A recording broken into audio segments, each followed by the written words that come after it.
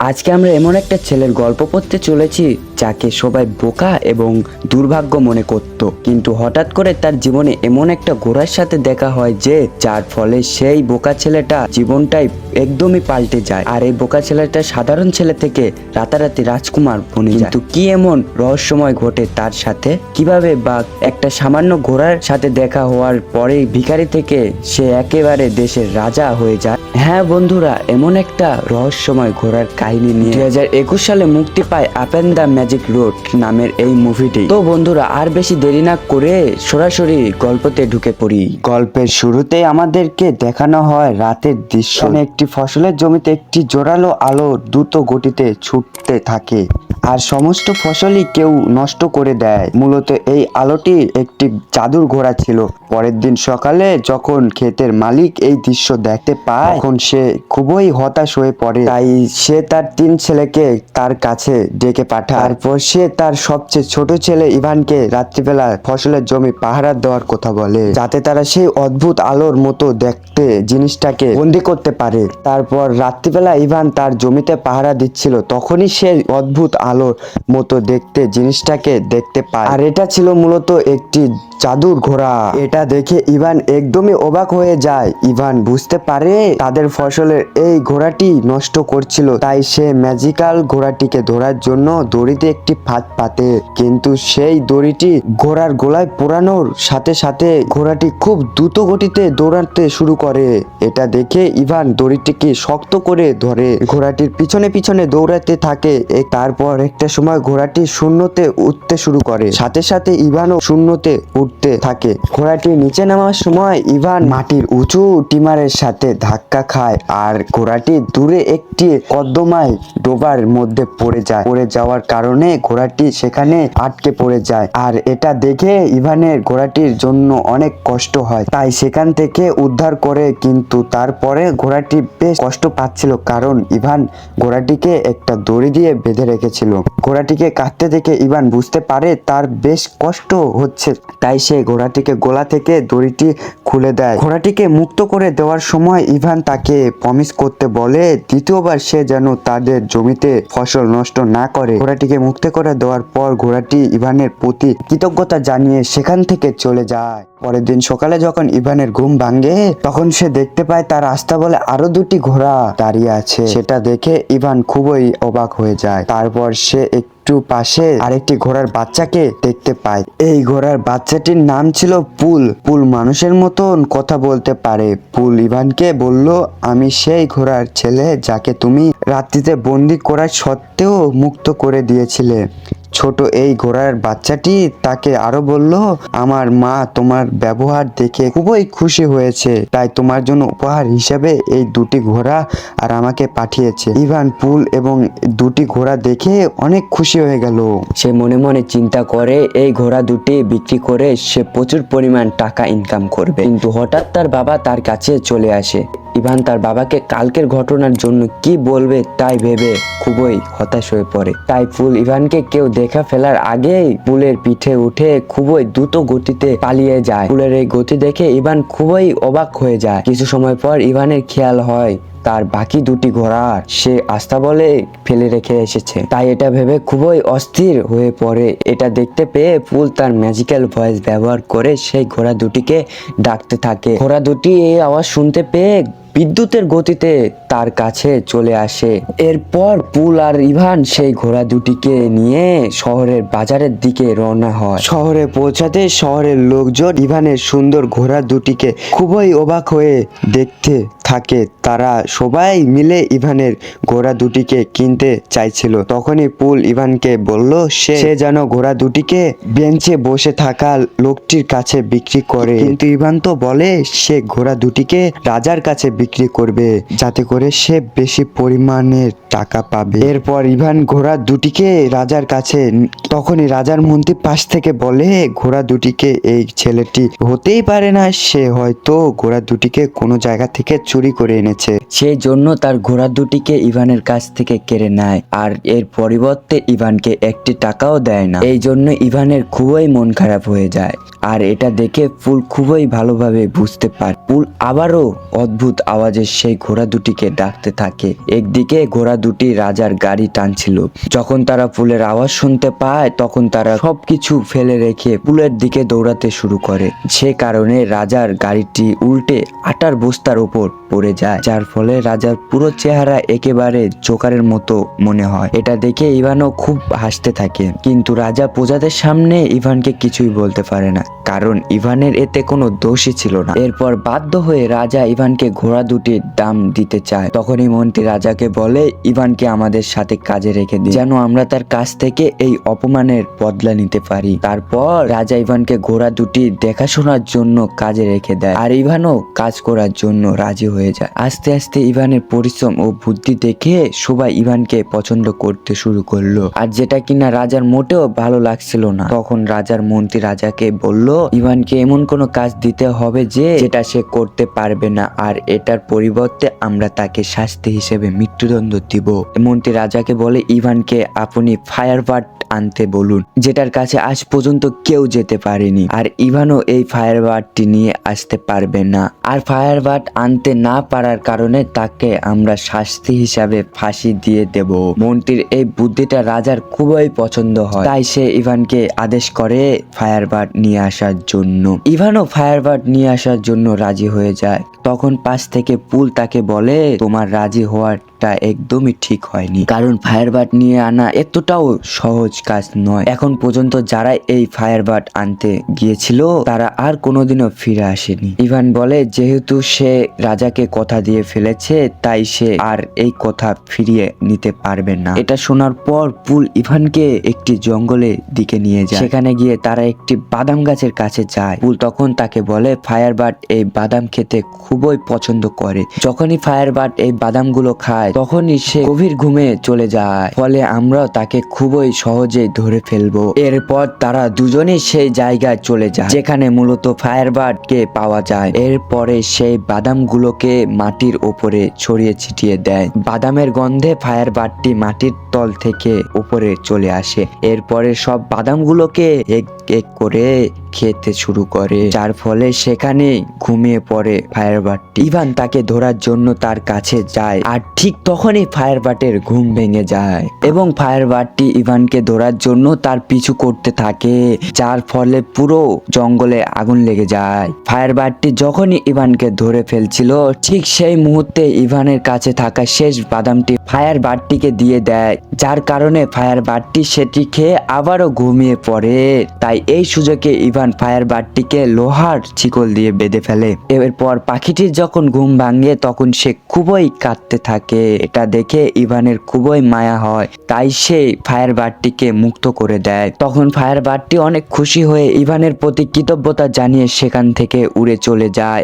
আর যাওয়ার সময় সে ইভানকে একটি পালক দিয়ে যায় যেটা আগুনের মতন জ্বলজ্বল করছিল। এটা দেখার পর পুল তাকে বলে রাজা তোমাকে আর কিছুতেই ক্ষমা করবে না। তখন ইভান পুলকে বলে তার বিশ্বাস রাজা এই পালকটি দেখে বিশ্বাস করবে যে তারা ফায়ারবার্ডটিকে ধরছিল। এরপরে ইভান আবারও রাজার কাছে ফিরে আসে।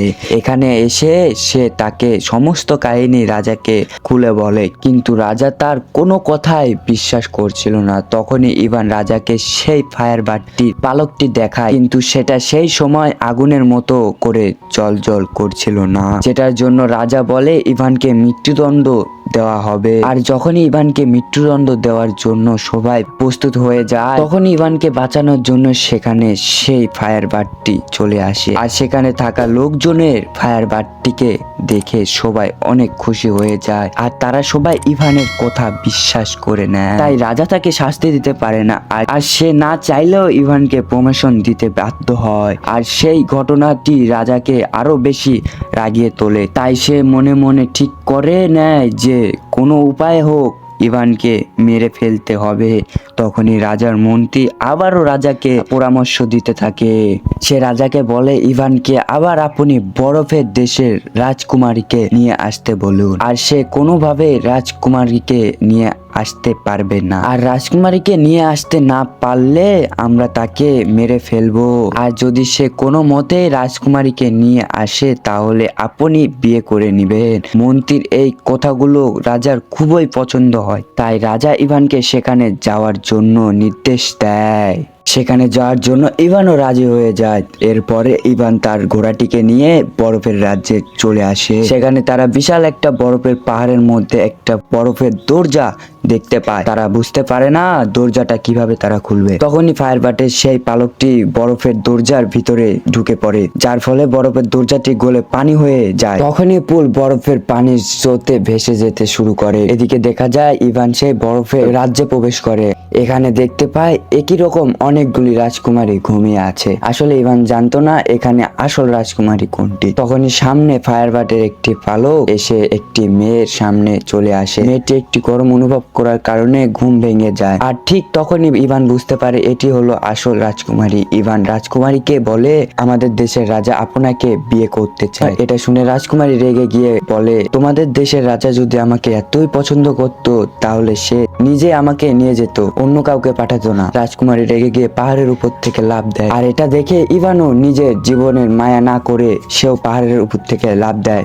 তখনই পাহাড়ের নিচে বসে থাকা পুল তাদেরকে দেখে ফেলে। সে তার ডানা দুটিকে বের করে তারা মাটিতে পড়ার আগেই তাদেরকে বাঁচিয়ে নেয়। এরপরে তারা একটি জঙ্গলের মধ্যে রাত কাটায়। এখানে পুলের কাছে মনে হয় ইভান হয়তো রাজকুমারীকে পছন্দ করতে শুরু করেছে, তাই সে ইভানকে বলে রাজা যদি এই ব্যাপারটি জানতে পারে তাহলে তোমার আরো সমস্যা বেড়ে যাবে। আর সেই সময় রাজকুমারী গোপনে তাদের কথা শুনে ফেলে। রাজকুমারীরও কাছে মনে হয় সে ইভানকে পছন্দ করতে শুরু করেছে। পরের দিন সকালে ইভান রাজকুমারীকে নিয়ে আবারও রাজপ্রাসাদে ফিরে আসে। আর সেখানে থাকা লোকজন সুন্দর এই মেয়েটিকে দেখে সবাই ইভানের প্রশংসা করে। আর যখনই রাজা দেখতে পায় ইভান এখনো জীবিত রয়েছে তখনই তার মাথায় আরো বেশি গরম হয়ে যায়, কারণ সে এইবারও ইভানকে মারতে পারলো না। এরপর আমরা দেখতে পাই রাজা রাজকুমারীকে বলে সে তাকে বিয়ে করবে। তখনই রাজকুমারী একটি চালাকি করে বলে আমি ততক্ষণ পর্যন্ত বিয়ে করব না যতক্ষণ পর্যন্ত আমার দাদিমার আংটিটি আমি ফিরে না পাচ্ছি। সেই আংটিটি একটি সমুদ্রের মাঝখানে হারিয়ে গিয়েছিল। আর এই কথা শুনে রাজা ভাবতে থাকে আসলে এটা কি করে পাওয়া সম্ভব। আর তখনই সেখানে ইভান চলে আসে। রাজা তাকে সেই হারিয়ে যাওয়া আংটিটির খোঁজার দায়িত্ব দেয়। আসলে ইভানও জানতো না এই আংটিটি আসলে সমুদ্রের কোথায় রয়েছে। ইভান পুলকে সেই আংটিটির সম্পর্কে জিজ্ঞাসা করে, কিন্তু পুল এই বিষয়ে কিছুই জানতো না। আর এই জন্য পুল তার মায়ের সাহায্য নেয়। আর তার মা বলে এই আংটিটি সমুদ্রের মাঝে বিশাল একটি তিমি মাছের পেটে রয়েছে। আর সেই তিমি মাছটি আছে সমুদ্রের ভিতরে একটা গভীর দ্বীপের মধ্যে। আর এই কথা শোনার পর ইভান পুলকে নিয়ে সেই সমুদ্রের দিকে যাওয়ার জন্য রওনা হয়। কিন্তু যেতে যেতে ইভানের সামনে কিছু পাখি চলে আসে। আর ঠিক তখনই সে নিয়ন্ত্রণ হারিয়ে সমুদ্রের মাঝে পড়ে যায়। ঠিক তখনই ইভান বুঝতে পারে সমুদ্রের মধ্যে সে জায়গাটি চলে এসেছে যেখানে সেই তিমি মাছটি শিকল দিয়ে বাঁধা রাখা হয়েছে। তার ফলে তিমি মাছটি বিশাল আইল্যান্ডের পরিণত হয়েছে। এরপরে ইভান তিমি মাছটিকে জিজ্ঞাসা করে তোমাকে এখানে কে বেঁধে রেখেছে। এই কথা শোনার পর তিমি মাছটির চোখে জল চলে আসে। আর তিমি মাছটি বলে সে কিছু জাহাজকে খেয়ে ফেলেছিল, তার কারণে বাকি নাবিকেরা তাকে এইভাবে শিকল দিয়ে বেঁধে রেখেছে। তবে এখন সে তার ভুল বুঝতে পেরেছে, তাই সে তার ভুলের মাসুম দিতে চায়। আর তখনই ইভানের মাথায় একটি বুদ্ধি চলে আসে, তাই সে পুলকে নিয়ে তার নাকের মধ্যে ঢুকে যায় যাতে করে তিমি মাছটি একটি হাসি দিয়ে দেয়। এরপরে দেখা যায় তিমি মাছটি তখনই হাসি তুলে তখনই সমস্ত শিকলগুলো ছিঁড়ে যায়। এরপরে জাহাজগুলো আবারও বাহিরে চলে আসে আর তিমি মাছটি সেখান থেকে মুক্ত হয়ে চলে যায়। এরপরে ইভান আবারও সমুদ্রের কিনারায় চলে আসে, কিন্তু সে ওই তিমি মাছটির কাছ থেকে আংটিটি চাইতে ভুলে গেছে। আর তখনই সেখানে একটি কাকড়া চলে আসে। কাকড়াটি ওই হারিয়ে যাওয়া আংটিটিকে ইভানের কাছে ফেরত দেয়। দেয়। আসলে সেই তিমি মাছটিও ইভানের মনের কথা বুঝতে পেরে গিয়েছিল। এরপর ইভান আংটিটি নিয়ে আবারও ফিরে আসলো। এরপর রাজকুমারীর কাছে আংটিটি নিয়ে যায়। আংটিটি দেখে রাজকুমারী অনেক খুশি হয়ে যায় এবং সে ইভানকে আরো বেশি ভালোবাসতে লাগে। এদিকে দেখা যায় রাজা দূরবীন দিয়ে তাদের সবকিছুই দেখছিল। এগুলো দেখে রাজা আরো অনেক রেগে যায়। এরপর রাজা ইভানের ওপর রাজকুমারীকে কিডন্যাপের দোষ দেয়। তখন ইভানকে চাকরি থেকে বের করে দেওয়া হয়, তাকে কারাগারের মধ্যে বন্দি করে দেয় আর ঘোষণা করা হয় কিছুদিনের মধ্যে ইভানকে ফাঁসি দেওয়া হবে। এই কথা শুনে রাজকুমার একটা প্ল্যান বানায়। সে রাজাকে বলে, আমাকে বিয়ে করার জন্য তোমাকে আলাদা আলাদা 3টি পাত্রের মধ্যে গোসল করতে হবে, যেখানে প্রথম পাত্রে ফুটনো গরম পানি থাকবে, দ্বিতীয় পাত্রে থাকবে বরফের মতো ঠান্ডা পানি, তৃতীয় পাত্রে ফুটনো দুধ থাকবে। আর এই 3টি পাত্রে গোসল করতে পারলে সে আবারও যুবকের পরিণত হবে। কিন্তু রাজার কাছে এই সব কথা একদমই বিশ্বাস হয় না। সেখানে রাজার মন্ত্রী চলে আসে এবং সে বলে এইসব সবকিছু আগে ইভানের ওপর পরীক্ষা করা হবে। এদিকে এটা শুনে রাজকুমারী একদমই অবাক হয়ে যায়। তাই সে লুকিয়ে লুকিয়ে ফুলের সাথে দেখা করে আর সমস্ত ঘটনা ফুলকে বলে ইভানকে বাঁচাতে হলে সেই গরম পানির পাত্রের মধ্যে আমার দাদির আংটিটি দিয়ে দিতে হবে। আর তৃতীয় পাত্রে যেটার মধ্যে বরফের মতো ঠান্ডা পানি থাকবে সেটির মধ্যে ফায়ার বাটে পালক দিতে হবে। আর তৃতীয় পাত্রে পেটাল ফ্লাওয়ার দিতে হবে। কিন্তু প্রথম দুটির সম্পর্কে তারা জানতো, তৃতীয় বেতাল ফুলটি সম্পর্কে ঘোড়াটি কিছু জানতো না। তাই ফুল ওই বেতাল ফুলটির সম্পর্কে তার কাছে জিজ্ঞাসা করে আর রাজকুমারী তাকে বলে দেয় সেই ফুলটি দুনিয়ার শেষ প্রান্তে রয়েছে। তাই ফুল সেই ফুলটিকে আনার জন্য বিদ্যুতের গতিতে পৃথিবীর শেষ প্রান্তে ছুটে যায় আর সেখানে সে পেতাল ফুলটিকে পেয়ে যায়। কিন্তু ফুল সেখানে জানতে পারে যে ফুলটিকে ছিঁড়বে সে মারা যাবে। তারপরে ফুল তার জীবনের মায়া না করে বন্ধুকে বাঁচানোর জন্য সেই ফুলটিকে তুলে ফেলে। এদিকে দেখা যায় কথা মতো 3টি পাত্রে পানি নিয়ে আসা হয়েছে। প্রথমটিতে একেবারে ফুটন্ত গরম পানি, দ্বিতীয় পাত্রে বরফের মতো ঠান্ডা পানি আর তৃতীয় পাত্রে ফুটন্ত দুধের রয়েছে আসে। আর রাজা সবার সামনে ইভানকে নিয়ে আসে আর সে বলে ইভান যদি এই 3টি পরীক্ষায় পাশ করতে পারে তাহলে তার মৃত্যুর দণ্ডের হাত থেকে ছেড়ে দেওয়া হবে। তাই রাজা তাকে ধাক্কা দিয়ে ফুটন্ত পানির মধ্যে ফেলে দেয়। আর তখনই রাজকুমারী তার দাদিমার আংটিটি হাত থেকে খুলে গোপনে সেই পাত্রের মধ্যে ফেলে দেয়। এরপরে ইভান উড়ে প্রথম পাত্র থেকে দ্বিতীয় পাত্রে চলে আসে। আর যখনই এটা ফায়ারবার্ড দেখতে পায় তখনই সে জোরে জোরে চিৎকার করতে থাকে। আর ঠিক তখনই তার পালকটা, যেটা রাজা একটি বাক্সের মধ্যে বন্দি করে রেখেছিল, সেটা সেখান থেকে উড়ে চলে এসে তার দ্বিতীয় পাত্রের মধ্যে ঢুকে পড়ে, যার কারণে ইভানের এইবারও জীবন বেঁচে যায়। আর সে উড়ে এসে তৃতীয় পাত্রের মধ্যে পড়ে যায়, যার মধ্যে কিনা ফুটন্ত দুধ রয়েছে। কিছু সময় ধরে ইভান তৃতীয় পাত্রের মধ্যে ডুবে থাকে, যার ফলে সবাই ভাবতে থাকে ইভান হয়তো মারা গিয়েছে। আর তাই সব প্রজাদের মন খুবই খারাপ হয়ে যায়, কারণ সবাই ইভানকে অনেক ভালোবাসতো আর পছন্দ করত। আর তখনই সেখানে পুল চলে আসে।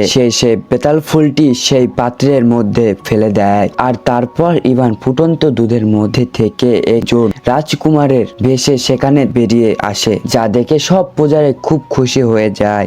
আর এটা দেখে কৌতূহল হয়ে রাজা ফুটন্ত পানির মধ্যে লাফ দেয়। আর কিছু সময় পর সে একটি বাবলের মধ্যে বন্দী হয়ে উপরে চলে যায়, যা দেখে সবাই হাসতে শুরু করে। আর সব প্রজারা মনে মনে অনেক খুশি হয়ে যায়, কারণ তারাও এই রাজাকে বেশি একটা পছন্দ করতো না। এরপর